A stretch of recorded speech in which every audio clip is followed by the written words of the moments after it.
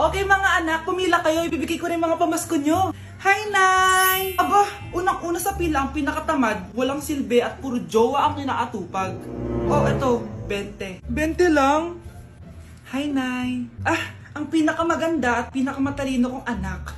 Para sa'yo, 100. Thank you, Nay! Hi, Nay. Oh, eto, 20. Puro lang naman papogit, pasikat ginagawa mo.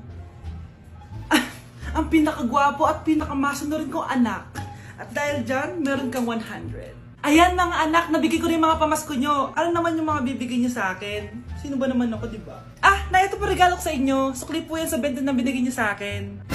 Sukli? Ah, na, yung regalo ko po sa inyo, yung perfect score ko sa quiz. Perfect? Ah, pwede na. Ah, Nay, regalo ko sa iyo yung 10,000 na followers ko sa TikTok. O, diba? 10k followers. Nay, ito po regalo ko. Ah, buti pa si Kyle may regalo sa akin. Di tulad ng iba dyan. Kyle, ano to? Pampapayat po, Nay. Baka kailangan nyo po.